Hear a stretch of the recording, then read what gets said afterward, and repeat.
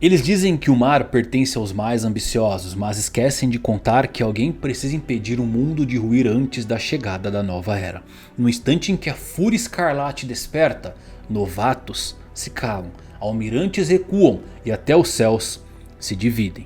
Esse homem não busca o trono, não corre atrás do tesouro, não quer ser o escolhido. Ele é o guardião do caminho, nascido entre deuses, criado por um rei e marcado pelo sangue de uma era que se recusa a morrer. Shanks o Ruivo carrega uma vontade que não lhe pertence, mas que jurou proteger. Porque enquanto todos perguntam quem será o próximo rei dos piratas, a verdadeira pergunta sempre foi outra: quem está segurando o mundo até que esse rei finalmente possa surgir? Essa é a história de Shanks o Ruivo.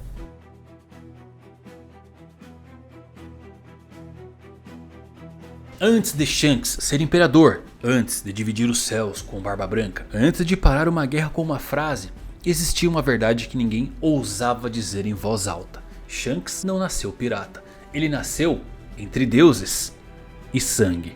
Ele e seu irmão gêmeo Shamrock vieram ao mundo como filhos de Garlin Figarland, um cavaleiro de Deus, e de uma mulher não identificada do Vale de Deus. E os dois carregavam no cabelo ruivo um sinal que não via do seu pai, mas de sua mãe. Um traço simples, quase poético, mas que naquele mundo era sentença, era marca, era destino. Um ano depois, Garlin retorna ao Vale de Deus e, ao ver a mãe dos gêmeos, fez o que os homens divinos desse mundo fazem quando temem perder um controle. Esfaqueou-a logo após conhecer os próprios filhos, sem cerimônia, sem compaixão, como se o sangue fosse apenas um detalhe. Mas a mãe, morrendo, ela teve força para uma última decisão. Pediu a ajuda a um jovem fuzileiro naval chamado Monkey D. Dragon. Salve os meus filhos. E Dragon localizou os bebês e fugiu com Shanks e Shamrock enquanto sua mãe falecia. E o mundo desabava ao redor, porque naquele mesmo instante o Vale de Deus virava palco de gigantes. O grande incidente que tremeu o mundo: Piratas Rocks, Piratas Roger, Garp e seus marinheiros desembarcavam na ilha. Dragon aproveitou o caos, não por oportunismo, mas por sobrevivência, e tentou sair dali salvando os gêmeos. Só que o governo nunca perde o que considera propriedade. Uma cavaleira de Deus chamada Maffei foi enviada para recuperar as crianças. Ela capturou o Dragon e ele deixou cair os bebês. E no instante que separou destinos, Maffei viu apenas Shamrock no chão.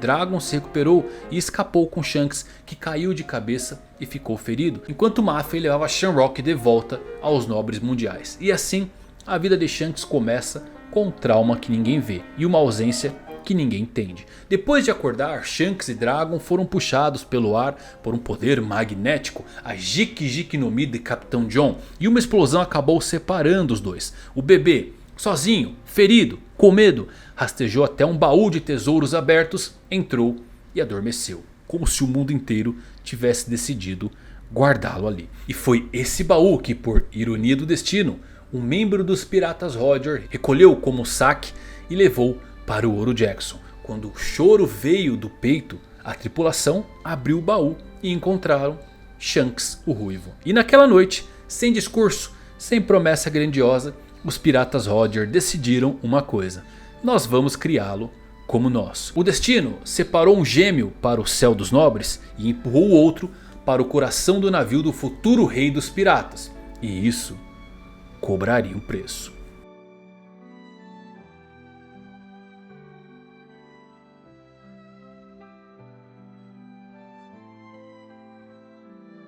Shanks cresceu onde lendas eram rotinas. Não foi uma infância livre, porque os Cavaleiros de Deus em algum momento descobriram que Shanks existia e que estava com Roger. E então começou uma perseguição silenciosa, tentativas de resgate, investidas, sombras voltando sempre. Só que cada vez que vinham buscá-los, eram detidos. E o detalhe mais perigoso dessa parte da história é o que se aprende no caminho. A tripulação de Roger não apenas protegia Shanks, eles aprenderam métodos para neutralizar a pseudo-imortalidade dos Cavaleiros de Deus. Ou seja, para manter um garoto vivo, Roger e seus homens tiveram que estudar como derrubar seres que, teoricamente, não deveriam cair. E isso já diz muito. Shanks, aos 9 anos de idade, 30 anos atrás, já era um aprendiz no navio de Roger, e ao lado dele estava Bug, seu irmão adotivo, dois garotos no mar de monstros. A diferença é que Bug queria tesouros, Shanks queria sentido. Ele lia jornais, ficava incomodado por tudo girar em torno de Barba Branca, como se o mundo ignorasse o que estava se formando ali. E nesse tempo Shanks já usava um icônico chapéu de palha, dado a ele pelo próprio Roger. Um símbolo simples que se tornaria uma bomba histórica. Ele e Bug passavam dias discutindo pequenas coisas e fazendo planos para o futuro. Qual polo era mais frio, o norte ou o sul? E isso irritava Rayleigh, o rei das trevas, o mestre deles. Mas aquela banalidade era, na verdade, um retrato. Eram crianças tentando existir no mundo que não deixa crianças existirem, até que uma missão mudou tudo. A tripulação atacou um navio inimigo e recuperou uma Akuma no Mi, a Bara Bara no Mi. Bug encontrou também um mapa do tesouro subaquático e decidiu que não dividiria com ninguém. Só que Shanks insistia, tesouro não é a única coisa que importa para um pirata. E a festa veio, a conversa entre os dois também. Planos para o futuro, ideais diferentes. Nós vamos nos enfrentar um dia, dito como brincadeira, mas com gosto de profecia. Então Shanks comentou que a fruta que Bug tinha em mãos valiam 100 milhões de berry.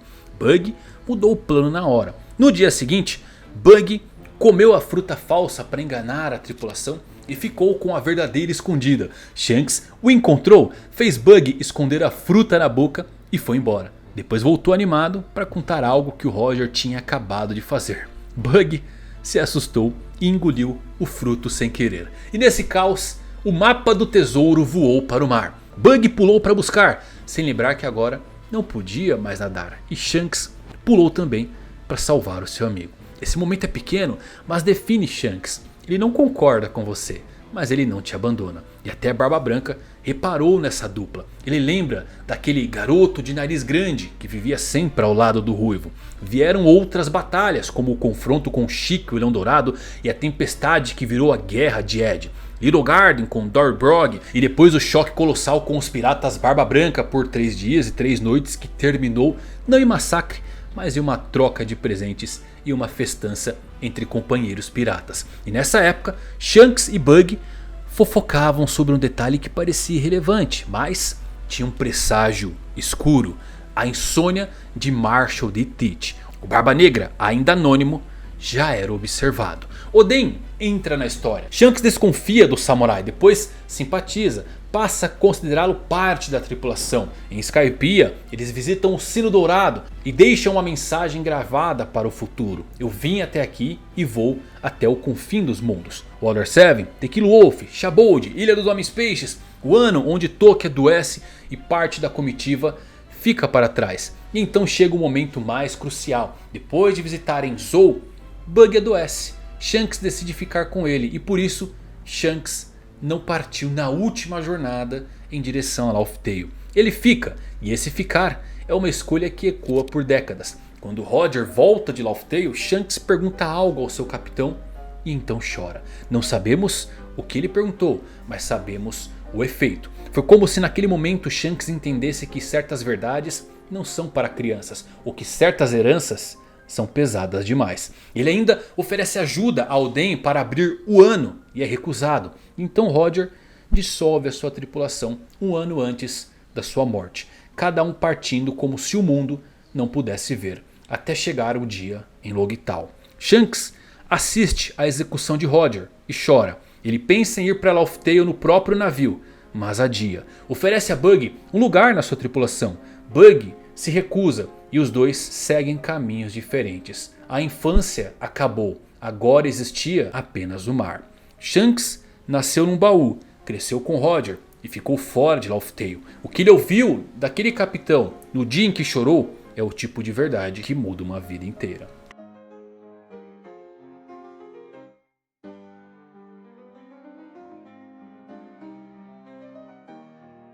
Shanks construiu sua bandeira do zero. 22 anos antes da linha temporal, ele ouve falar de um atirador lendário e vai até a Vila Sirup para recrutá-lo. E a Soap, The Chaser, o perseguidor. Depois, Ben Beckman, Lucky Hu e o bando cresce até se tornar uma força imparável. A tripulação inexpugnável. Dizem que ninguém consegue superar a força da tripulação dos Piratas Ruivo. E então, 19 anos atrás, Shanks resgata uma ilha de piratas rivais e encontra uma órfã de 2 anos dentro de um baú saqueado. Ele a adota e a chama de Uther. O padrão parecia se repetir. Shanks encontra uma criança dentro de um baú, tal qual ele foi encontrado, como se o mundo jogasse vidas fora e ele fosse o único que se recusa a chamar isto de normal. Em algum momento Shanks reencontra o Marshal de Teach dos piratas Barba Branca e acaba ganhando 3 cicatrizes no seu olho esquerdo. O recado disso era claro: Shanks viu algo que Barba Negra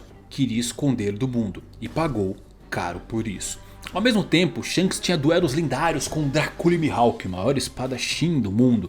Diziam que os duelos ecoavam pelos mares. E isso é importante, Shanks não era apenas carismático, ele era uma medida de força. Mas a virada mais perigosa vem depois. 15 anos atrás, Shanks chega a Mary Joyce para tratar de sua condição de nobre mundial. Assim como o pai e o irmão, ele planeja se juntar aos Cavaleiros de Deus e rapidamente alcança o posto de Lâmina Devota por conta de sua linhagem. E então acontece o evento que revela quem Shanks realmente é.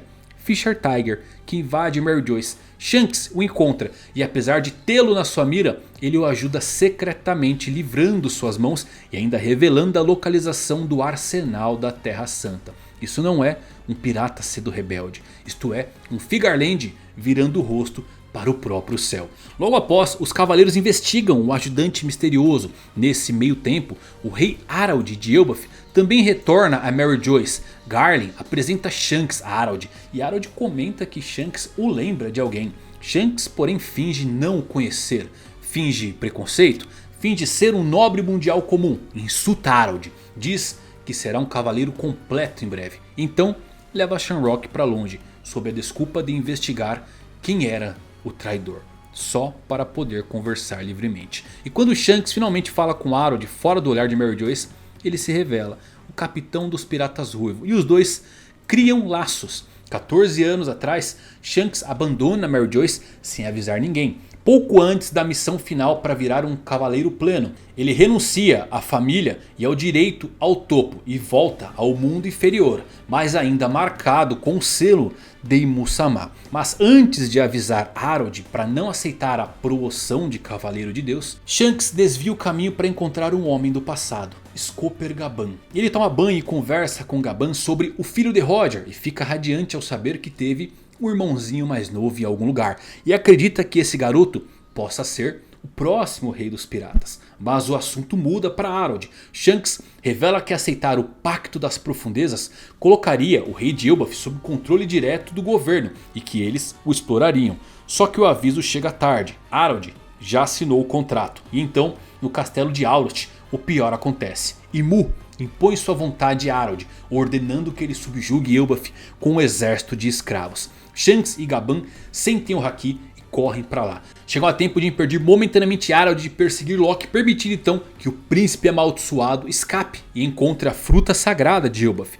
Shanks tenta persuadir Harald, mas Harald se gaba do seu novo poder, já dominado. Então começa uma luta impossível. Shanks e Gaban na defensiva usando o Haki do Rei Supremo para enfraquecer Harald. Gaban revela que sabe sobre a imortalidade porque os Cavaleiros de Deus já tentaram sequestrar Shanks no passado e ele lutou para protegê-lo. A luta piora quando Harald usa seu próprio Haki do Rei e por um momento parece que nada vai parar aquele rei. Até que Loki consome a Akuma no Mi lendária e se equipa com seu guardião Ragnir, derrotando o próprio pai e restaurando sua mente por tempo suficiente para suas palavras finais. E então Loki explode o corpo de Harald em pedaços. Harald morre, Loki foge de Elbaf e Shanks fica com mais uma cicatriz invisível. A dor de tentar salvar alguém e assistir o destino esmagar tudo.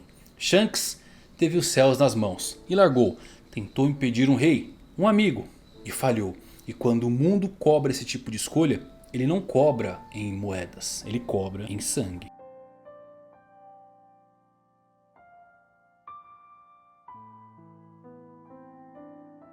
13 anos atrás, Shanks rouba a Gomu Gomu no Mi de um navio do governo mundial guardado por Who's-Who, então agente da CP9. E no mesmo ano, ele leva para a ilha Dawn, conhece um garoto chamado Monkey D. Luffy. A ideia principal é que Shanks procurava talvez seu irmãozinho, filho do rei dos piratas Gold Roger. Shanks gosta da atmosfera da Vila Fuchsia e o que seria um curto período vira um ano inteiro. Luffy se apega à tripulação e implora para entrar. Shanks recusa, sempre dizendo ele é jovem demais. Então vem um dia em que Luffy tenta provar sua coragem, se esfaqueando abaixo do olho esquerdo. A festa no bar para. Shanks repreende e nega de novo o pedido de entrar em sua tripulação. Diz que sairão após mais 2 ou 3 viagens. E Luffy pensa, tenho tempo para aprender a nadar. E então entram bandidos da montanha de Higuruma, exigem sake. Shanks entrega sua última garrafa, mas o bandido quebra a garrafa em sua cabeça, joga restos de comida e o chama de covarde por não revidarem. Shanks apenas limpa a bagunça e então cai na gargalhada com sua tripulação. Aqui está a primeira grande lição narrativa de Shanks para o mundo em si. Ele não reage ao insulto porque ele sabe escolher suas guerras. Luffy, desiludido, foge e Shanks descobre que Luffy acabou consumindo a Gomu Gomu no Mi ao puxar o braço dele, repreendendo agora que ele nunca mais poderá nadar. Dias depois, Shanks parte mais uma jornada procurando alguma coisa e Luffy acaba se encontrando com o bandido da montanha e tentando cobrar o que o bandido fez ao Ruivo, mas acaba virando refém de Higuruma e os bandidos da montanha. E bem nesse momento Shanks acaba retornando para impedir o sequestro do seu pequeno amigo. O bandido aponta a arma para a cabeça de Shanks e o Ruivo apenas diz para não apontar uma arma para assustar alguém. E então Lucky Ru atira, trazendo à tona a primeira morte que vemos em toda a série de One Piece. Shanks afirma eles são piratas e que jamais perdoaria alguém por ferir seu amigo. Uma luta acontece, Higuruma foge, Luffy é jogado no mar e um rei dos mares surge. Porém Shanks chega e com um simples olhar afasta o monstro, mas perde o braço esquerdo no processo, o mesmo que um dia foi marcado por Imu-sama. Luffy porém chora e Shanks diz, é só um braço. Depois, na despedida deles, Luffy promete que vai ser um pirata, o rei dos piratas, e que vai superar a tripulação de Shanks. O Ruivo porém sorri e lhe entrega o seu maior tesouro, o chapéu de palha, e diz, devolva quando você se tornar um grande pirata. Beckman diz que Luffy vai ficar famoso, Shanks concorda, o garoto o lembra dele quando jovem, e assim o chapéu deixa de ser um objeto, vira um contrato com o futuro. Shanks não perdeu o braço para salvar Luffy, ele perdeu um braço para salvar uma era inteira. O chapéu não é uma lembrança, é uma promessa. E naquele dia não foi apenas a fruta da borracha que foi consumida por um jovem, foi a fruta do Deus Sol que escolheu o seu novo hospedeiro.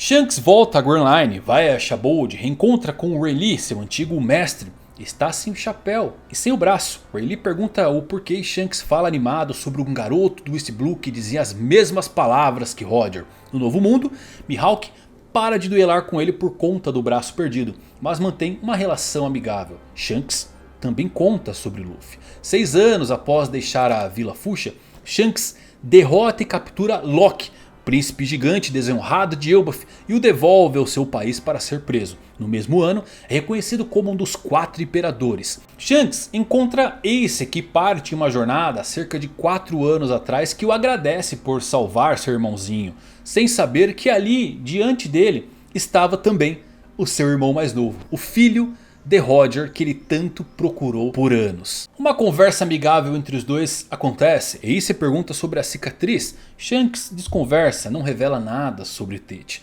Beckman nota que o haki de Ace está derretendo a neve e faz uma observação interessante. Ace não nasceu para ser pirata, ele tinha um espírito muito mais revolucionário. Cerca de 2 anos atrás, Mihawk encontra Shanks em uma certa ilha com uma notícia. Luffy partiu para o mar e agora tem uma recompensa de 30 milhões. Shanks fica radiante. Outra festa então começa. Só que Shanks não é apenas alegria, ele também é alerta. Preocupado com Ace perseguindo Barba Negra, Shanks contata a Barba Branca. O governo se alarma. 2 imperadores conversando é algo proibido, perigoso demais. A Barba Branca rasga a carta que Rockstar, um dos piratas ruivos, lhe trouxe e exige que Shanks venha pessoalmente e que também traga Saki. E Shanks vai, ele sobe no Moby Dick, usa Haki do Rei e derruba diversos piratas de patentes baixas, mas pede desculpa dizendo que apenas cautela e que trouxe a água curativa que Barba Branca havia pedido. Marco se irrita, Shanks porém o convida para entrar em sua tripulação, mas Marco a Fênix recusa com raiva. Barba Branca relembra então, Shanks era um aprendiz de Roger e pergunta sobre Bug, perguntando dos duelos de Mihawk e também pergunta como ele perdeu o seu braço. E Shanks responde a frase que define tudo. Ele apostou na nova era. E então revela que a cicatriz que dói não é a do seu braço, e sim a que Tite fez. Shanks descreve como Barba Negra evitou notoriedade e avisa. Barba Negra vai atrás da posição de Barba Branca e pede para que Tite detenha Ace. Barba Branca recusa e os dois sacam suas armas. Os céus se dividem. Depois, quando Barba Branca vai a Marineford para salvar Ace, Kaido tenta atacar e Shanks intercepta Kaido. O confronto termina em impasse e então vem Marineford. Ace e Barba Branca morrem. Shanks chega a tempo de salvar Kobe de Akainu e diz que Kobe garantiu segundos de coragem capaz de mudar o destino do mundo. E então declara: estou aqui para pôr fim a esta guerra. Ninguém sabe como Shanks chegou tão rápido, tendo que lutar com Kaido no dia anterior, mas a presença dele basta. Ele chama Bug, manda entregar o chapéu para Luffy e mente, oferecendo um mapa do tesouro. Tudo para fazer seu velho amigo concordar com ele mais uma vez. Lucky Hu pergunta se ele não quer ver Luffy depois de 10 anos. E Shanks admite que gostaria, mas diz que isto quebraria a promessa. Quando alguém tenta continuar a guerra, Shanks oferece o próprio sangue como barreira e diz que lutará com qualquer um que deseje continuar. Barba Negra, que naquele momento havia roubado a fruta de Barba Branca, recua. Ainda não era a hora de enfrentar o Ruivo. Shanks pede enterros dignos para Barba Branca e Ace, e Sengoku aceita e assume a responsabilidade. Shanks agradece. Depois do funeral, Marco agradece a Shanks e o Ruivo reflete: para se tornar um homem de verdade é preciso conhecer vitórias e derrotas. 2 anos depois ele lê sobre notícias de Luffy novamente, as recompensas pós Dressrosa, e lê sobre as façanhas em Totoland e sente saudade do garoto que carregava o seu velho chapéu de palha. Em um ano, uma semana após Luffy derrotar Kaido, Shanks chega perto da costa, recorda do passado do país de Oden. A tripulação quer encontrar Luffy, mas Shanks recusa. Bartolomeu está queimando suas bandeiras. Se ele deixar passar, isto pode prejudicar a reputação como um imperador. Ele toma sake e diz a Ben Beckman em tom sério: está na hora de agirmos, vamos reivindicar One Piece. Porém, essa frase vem após ele ver o cartaz de procurado de Luffy com a foto de Nika, o Deus Sol. E quando Ryokugyu, o almirante Touro Verde, ameaça o Ano, Shanks envia um haki do rei tão pesado que faz o almirante recuar. Shanks pergunta se a nova era o assustava tanto assim. Shanks não domina territórios com exércitos, ele domina com presença. Quando ele decide falar, vemos que até almirantes recuam.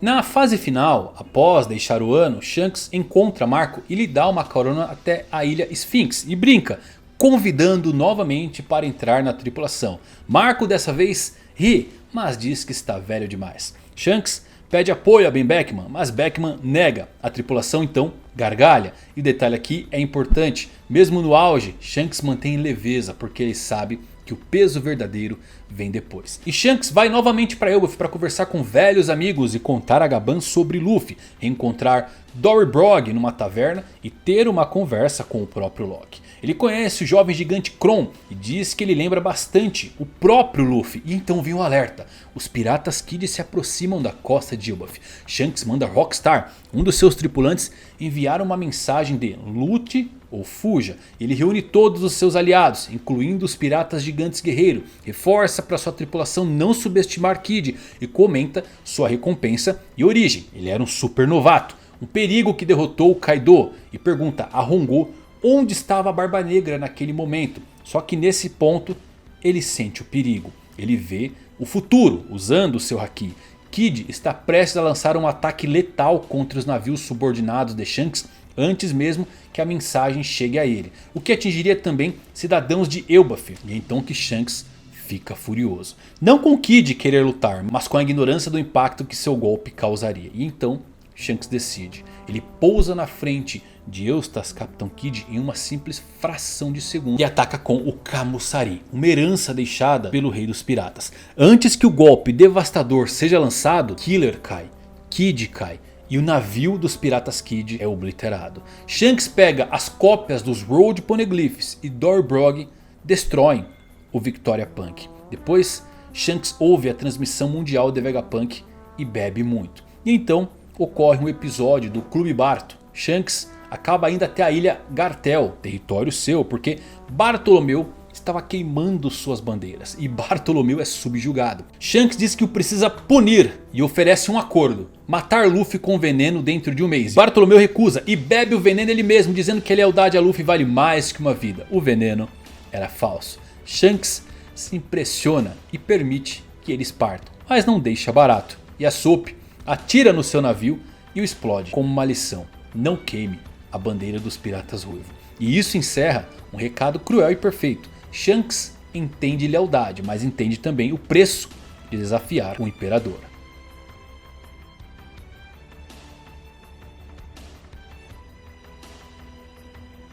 Shanks agora parte em direção ao tesouro One Piece. Ele tem seu próprio desejo de uma era, herança vinda do seu tempo com os piratas Roger. Ele é a criança destinada, metade nobre mundial, metade pirata, com linhagens que remetem ao século perdido. Ele nasceu com o sangue de um cavaleiro de Deus e foi salvo por um fuzileiro naval. Foi separado do seu irmão gêmeo e criado pelo rei dos piratas. Cresceu sem ir a Laugh Tale, mas carregando o peso de uma resposta que o fez chorar e uma promessa que o promete levar lá um dia. Construiu sua tripulação, ganhou cicatrizes de barba negra, duelou com Mihawk, virou um imperador, pisou em Mary Joyce e virou as costas para o céu. Tentou salvar Harold e viu o mundo destruir um rei por dentro. Roubou a Gomu Gomu, encontrou Luffy e entregou o chapéu na esperança de uma promessa ser cumprida um dia. Quando a era sangrou em Marineford com a queda de Barba Branca, Shanks apareceu e disse apenas uma frase. Ele não tomou o palco, ele fechou a cortina, porque Shanks não é o protagonista da história, mas é o homem que impede a história de quebrar antes do seu final. E agora, quando ele diz: está na hora de reivindicar o One Piece, o mundo entende o que isto significa. Significa que o guardião saiu das sombras, que a aposta está madura, que a nova era não é mais promessa, é marcha. E quando Shanks decide se mover, o mundo inteiro aprende a temer o som de um passo, porque ele não herdou o tesouro de Roger, herdou a responsabilidade. Não carrega um sonho para realizá-lo, mas para protegê-lo. Um guardião silencioso, escolhido não para chegar ao fim, mas para garantir que o herdeiro certo consiga chegar. Esse é Shanks o Ruivo. Se você acredita que o Shanks não é só um imperador, mas o pivô que segura o tabuleiro até que o libertador certo chegue, então comenta aqui: Shanks é um guardião ou é um último obstáculo para Luffy? No dia em que o Ruivo finalmente cruzar o caminho dos chapéus de palha, não teremos somente um reencontro. Vai ser o momento em que o mundo vai entender que promessas são feitas para serem cumpridas.